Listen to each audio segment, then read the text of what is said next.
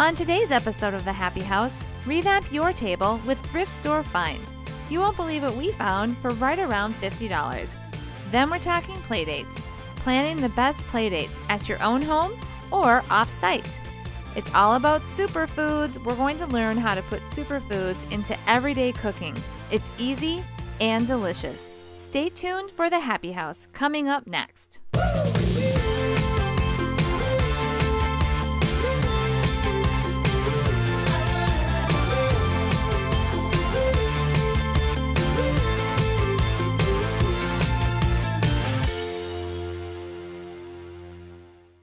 I'm at the Goodwill today with two thrifting experts, Jeannie, a manager of a Goodwill location, and Sarah, a lifestyle blogger. So I'm always very envious when I talk with people and I'll admire something in their homes or something that they're wearing and they'll tell me that they got it at a thrift store and they paid $5 for it. And I think that never happens to me. So I decided I'm clearly doing something wrong. And I wanted to talk with you guys about any tips or thoughts on the best way to thrift. What kinds of things do people bring in general? Everything? Everything. You know, our donors are so thoughtful and generous to us. They just think, you know, if I can't use it, somebody else can. So I've seen the gamut of different things, really expensive things, really simple things, but it's all our donors and being thoughtful about what they're bringing to our business. And you being able to come in and go, yeah, I could use that. Sarah, how did you get started thrifting? I first started thrifting a few years ago when a Goodwill opened up in our town. And I took a look around and I just had a lot of time on my hands and I went through every nook and cranny and I found a lot of designer brand name things that I just loved. Okay. So from there I was hooked. I started going thrifting at different stores in different towns to find nice things that I hadn't seen yet at my store, and I just took it from there. Had fun with it. Do you find that either one of you then make donations? I mean, do you go through your stuff and then bring it back here? Oh, absolutely. I can't spend retail. It's Okay. really hard for me. So I will. I mean, it's a constant rotation of my stock. And you know, I have two growing kids, so it's a constant rotating in and rotating out. And that's kind of just how we live our life, is in that thrift stock process. So I'm hearing you talk about Sundays and Mondays, half price on the Tuesdays, and so is every single day a different value or a different deal? Pretty much every single day of the week. Fridays and Saturdays are typically, we don't have specific sales, but we have surprise sales. Well, I have a challenge for both of you. I'm hosting a dinner party for 6 people, and I want to just shake it up. I want to do something really fresh and entertain in a whole new way. Do you think you can help me find some things? Yes. Absolutely. Okay, let's do it. So how do we want to get started with this? Well, I like to start with a color theme or something that you feel like, yeah, that's going to resonate with what I have in my home. Okay, so I was looking to do something just fun and different. I have a lot of kind of like teal and mustard yellow and like brown, gray, and black in my, which sounds like a lot of colors, but those colors are the punches of colors. So something that would kind of go with that. This is an adult-only party, and so it's kind of fun when the kids aren't there to have something a little bit more sophisticated. So right over my shoulder, I'm seeing those cream with the texture in them. What I really like is the black and white plate to also pair along with the cream. I also like that, and I mean, again, like I said, I do like white and cream together, so it looks really great. These are pretty together. So maybe I'll do actually 2 of these and 4 of these. What do you think about that? Yes, I like that. Okay. So of course I need glassware because this is a grown-up party. All right, so let's take a look at glassware because that's super fun. Okay. One thing that people, as a thrift store shopper, they kind of do this. Okay. And that's great, but you miss 50% of what we have. So I like to look down on the bottom, on the tops and the middles. And I'm looking at this black and I'm seeing these wine glasses. Kind of, you know, they're red or white, but they've got a great pattern to them, and it's got 3 tones of gray in it. All right, so we were gonna go to the metal aisle. Okay. And I think we could find some really good stuff, but as I was talking to you, I noticed a mustard plate that I think might work really good for your dinner party. So let's go take a look let's take a look at that. And it looks like there's 7 of them.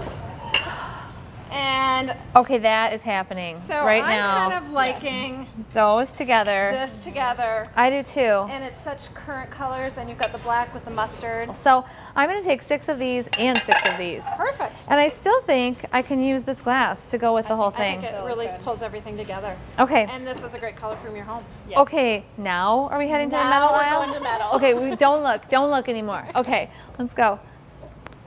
All right, so this is your favorite aisle, Jeannie? This is my favorite aisle because metal is just, it's almost like a neutral. Yes. Like black is to your clothing, gray is to your clothing. Metal is kind of a neutral. And as you're coming around the corner, I found this for bread. That is great. Yes. I don't actually have anything like this, which is surprising because I have just about everything. So I'm seeing this really nice silver serving tray. oh my gosh, that is pretty. I'm loving that. I love the matte finish of it too. That is so nice. And it's only $3.99. Yeah, you can't beat that price. I'm hoping to find a tablecloth or a runner or something to put on my table because I don't really have anything that would match this. And I love fabric. Let's see. A lot of Christmas things. It's always Christmas at the Goodwill, huh? You can find something for every season, it seems like. You know, I actually really like this. It's actually just a gray piece of fabric, but I would just take my pinking shears and cut it up and then just drape it across my table at an angle. It doesn't even need to be the right size. So I'm gonna take this too. I feel like I'm done. I wonder how much all this is gonna cost though. Let's go check out. Check it out. Perfect. I ended up finding the plates and glasses we talked about, but as I shopped, I ended up picking up some other great accessories, and my total was only $68.94. However, I made a donation before I came in today, so I get 25% off my whole purchase of $100 or less, which is a fantastic deal. But it's not even so much about it being a great deal. I feel really good about my purchase today because you know, it helps people in your community. We put people back to work. That's what we're all about, is helping people break down barriers to get them back to work. I think that's really important, and it's a really great thing. And also, my guests are going to be really happy. Yeah, so, and you can say that you got it at the Goodwill. I know, I will. Thank you guys so much for helping me. No problem. As you can see, we've set our table with all of our finds from the Goodwill and a couple items we added from home. All that's left to do is for me to get ready. Coming up, how to plan a successful play date.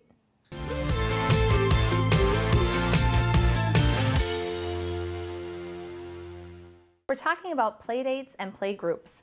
Tips for planning play dates, tips for planning play groups, and also some fun ideas that will keep kiddos and moms having fun at the play dates. So let's start with just play dates. And when I talk about a play date, I mean one-on-one interaction with another child. So when planning a play date, it's really important to think about timing and making sure that an initial play date, especially a first-time visit, isn't too long. So typically an hour to an hour and a half is a good time to plan the play date. Also, try to avoid having the play date over a mealtime, at least for first-time visitors. Mealtime can often be stressful for kids, depending on what kinds of foods they like and don't like. So we want to make sure that our guest feels as comfortable as possible during their stay. And that's another important thing to think about, is check in with your little guest during their visit. Ask them if they need anything. Your own child knows your house very well, but somebody who hasn't been there before might not want to ask where the bathroom is or might feel uncomfortable. So checking in with them from time to time is a really important thing to do to make sure everybody's comfortable and happy. When I host a play date, I like to plan 3 structured things for the kids to do. And then I like to lead them from one station to the next. I want to start by talking about kind of a crafty or manipulative activity, like these Play-Doh trays I have right here. So what I've done is take just a plastic plate and put a few different colors of Play-Doh on there. And then I also put some utensils, which is great for molding and shaping the Play-Doh. And then I added a couple bowls with some fun items to decorate the Play-Doh with. Notice I have 2 trays here, and that's because each child should have their own set of items, especially younger children. Often they play parallel to each other, they don't interact. So making sure everybody has their own parts is a really important thing to be successful with a play date like this. Another great idea for play dates is to simply put out a collection of building toys or manipulatives for the kids to use. I really like this product called Squigs. It's a suction building toy, and it's really open-ended and creative. It's also very colorful and has a great feel to it, a tactile feel that kids will really like. This toy is great for kids ages probably 3+, because you do have to line up the suction, but it's lots and lots of fun, and there's no end to what they can build with it. Just yesterday, my son was building with these, and he said, "Come look, I made a light bulb factory," and sure enough, it looked like a light bulb factory. So it's lots of fun. The thing that these squigs are on is actually one of my very, very favorite things. It's called the Lay and Go, and actually, when you're done playing, you simply cinch it closed, and you're all cleaned up. So having a spot for kids to put all of the items that they're playing with will help make cleanup a lot easier, and also, again, you more willing to host a play date. So actually, all of the things I've talked about here, you can find out more information by visiting our website, and we'll link you to these and other great things for hosting a play date. Let's move on to talking about play groups. Play groups, planning and hosting, can often be stressful because of the amount of children and parents that are coming to your home. It's typically a larger group. So I'm going to talk today about how to prepare for that and some different ideas that you can have for making those play groups more fun and stress-free, hopefully. The first thing I want to talk about is creating a bin like I've created here with some everyday resources that we need for cleanup or mini emergencies. A fun idea is to actually host kind of a play group that's a swap. So you could think of a different theme. For example, everybody could bring a gently used book. I've got a pile here of gently used books that I found in my own family room just last night. For the moms, think about hosting a recipe swap. Everybody picks a favorite recipe, and it can be a recipe that's great for grown-ups or a recipe that every kid will eat. You could even, if you're daring, host a toy swap. So this could get dicey, but kids bring in a gently used toy. They're the ones who choose it, so they're fine with giving it up. And then simply have kiddos at the playgroup draw a number. However many kids you have in the playgroup, everybody draws a number, and then the number 1 gets to pick first, number 2 gets to pick next. It's a really great way to teach kids about being resourceful and reusing things. Just because they're done with something, it still is really great for somebody else. It's also a great way to encourage kids to share. And then also the whole aspect of drawing the numbers and choosing the toy teaches kids that they're not always going to be first, or they might not get the exact toy they wanted, but still they're getting a great new plaything. For special or longer play dates, why not plan a themed play date? So you could pick a theme like camping or beach, anything that has a certain kind of food that goes with it or some fun aspects to it. On a beach theme, you could just simply lay out beach towels in your living room, and the kids could have a picnic lunch right on their beach towel. Anything that can be done outside can be done inside. Anything that can be done inside can be done outside. When planning a camp-out theme, I love the idea of setting up a little tent right in the house.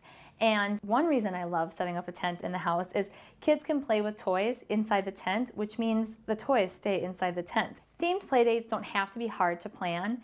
Any small touch can make them more fun. Like, why not make s'mores and have them eat them inside in the tent? To learn more about the ideas I've shared with you here today and all of these great products, visit our website. Coming up on the Happy House, a tasty smoothie that has nutritious superfoods, and believe it or not, your kids will love it.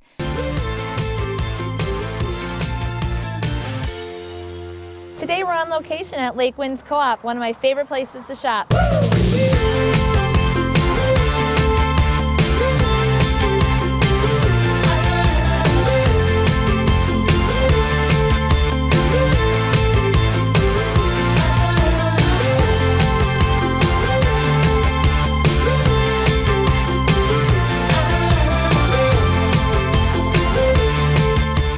What happened to my groceries? I don't like any of that. Today we're going to learn how to put healthy foods into your kids' meals, and they will like it. I'm here with Jill, a wellness expert at Lake Winds, and she is going to talk to us all about everyday foods that we can add to everything we make to boost nutrition, specifically in what our kids eat. Today I'm going to talk to you about greens. And a lot of kids are, I don't know if I want a salad, and greens are a little bit scary to them, daunting. Yes. A great way to introduce greens like kale or spinach is in a smoothie. Do you like smoothies, Chandler? Yeah? So if you add berries like raspberries and blueberries and a banana. That's all delicious. You like those? You're down with that, right? Yes. Okay. And then some Greek yogurt and some milk in the blender, and all of a sudden spinach or kale becomes a great breakfast drink, a great snack, and kids will drink this because they taste the sweet. So what are the benefits of kale? I mean, what are the benefits of spinach and kale? Number one is fiber. Okay. They're full of fiber, especially when you don't cook it. Yes. Number two is they're very high in vitamins and minerals, and greens are considered a superfood. Okay. I notice here you have whole milk. I typically buy skim milk for my family. Kids need fat in their diet. They need it for brain development past the age of 2. Okay. And because kids are active, and if they're eating healthy fats, they're going to burn it off, and it's not going to make them fat. So I choose to give my kids whole milk. It continues with brain development. It also gives them energy. Okay. And kids are growing, and moms are afraid of fat. Kids don't need to be afraid of fat. Okay. So let's move on to the next thing, because you've made this yogurt parfait with this Greek yogurt, the granola, and it looks like some berries. Yep. How am I going to get Chandler to eat that? Because he's going to want something sweet. So of course. What's happening here? How are we doing this? There's a lot of great sweetener alternatives for families, kids. It's great for us too. We think of sugar, and that's the only way to get sweet, but honey, raw honey, or pure maple syrup give the sweet flavor without the sugar rush and then the sugar crash. I guess I've never really talked about or heard about raw honey before, but I've been hearing a lot about it recently. What's the difference?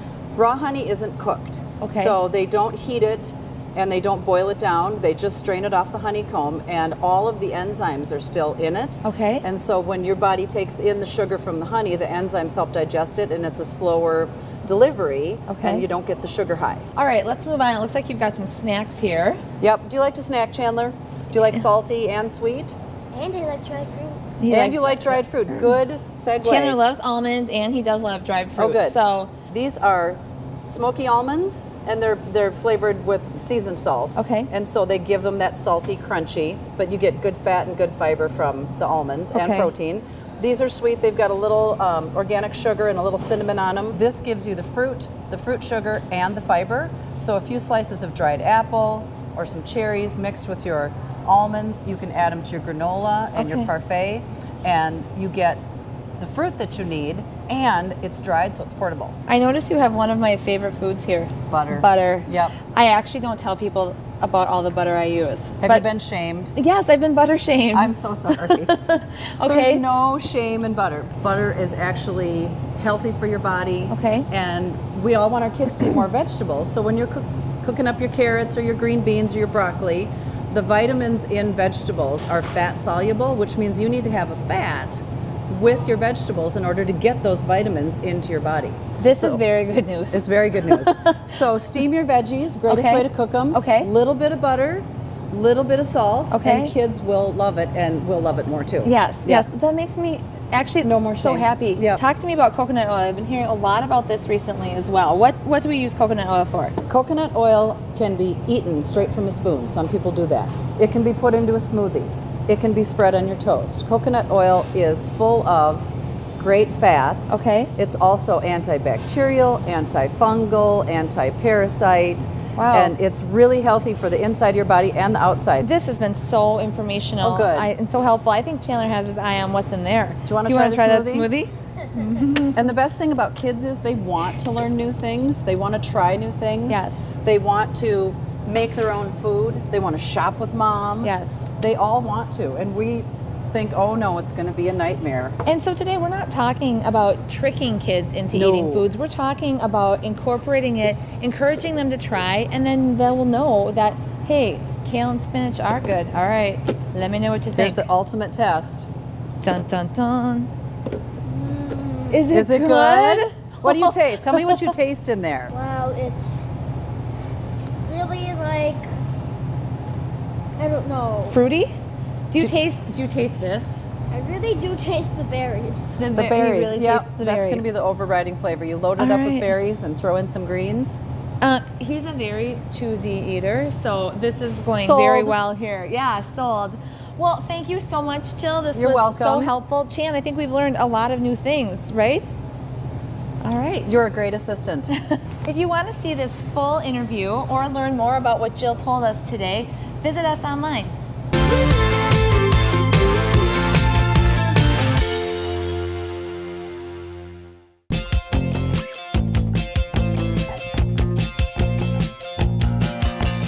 Today's toy pick is books. It's really great to keep an assortment of books around the house to encourage emerging readers and also for sharing special moments with your kids, reading out loud together or reading the same book and sharing stories about it after. I've put together here an assortment of books that are great for a variety of ages and interests. The first book I want to talk about is this Indestructible. This is for babies, and what's great about it is it has the look and the feel of paper, which babies love. They like to emulate what older siblings are doing or grown-ups in their lives are doing. So again, this feels like paper. However, it's amazing because it is literally indestructible. Babies can try to tear it or chew on it, and it will not rip or break down. It's one of my very favorite items. I also love the price point on these books. It's right around $4.95. Next, let's move on to a younger reader. I've chosen these books, which have great covers. The graphics are really engaging, and this particular book actually focuses on repetition, which is what helps kids learn to read. I've also selected this book, and it's a book about a popular theme, which is bedtime. So picking books that are around themes such as eating or bedtime or things kids want to do or need to do every day is a really great idea as well. Next, I'm going to move on to a book I picked for fact lovers. This book serves up facts in little bits and pieces, which is nice because you don't actually have to read the entire book all at one time. You can simply focus on a specific page, and it also has an interactive component, which is the lift the flap, so you can actually answer your questions or see the information under the flap, and that is really engaging to young kids. Moving on, we've got a treasury of classic stories, Curious George, and that monkey is a favorite of a lot of little kiddos. So this, again, is a bigger book and has a lot in it, but there's many different stories, and it's not, each story really isn't a whole lot to bite off because it's really got big print, illustrations on every page, so it's easy for parents to read and also engaging for kids to look at as the stories are being read. And finally, for a little bit of an older reader, or actually reading tag team, parent and child, I've selected a classic, The Secret Garden. And I love the story of The Secret Garden, first of all, but what I love also is what the manufacturer has done with this particular copy of The Secret Garden and made the cover really engaging, because actually kids do judge a book by its cover. So making a cover engaging will draw them into the book. We'd love to start a conversation with you about the books you read to your kids. Visit us on Facebook and tell us some of your favorite picks or your ideas on how to get kids reading.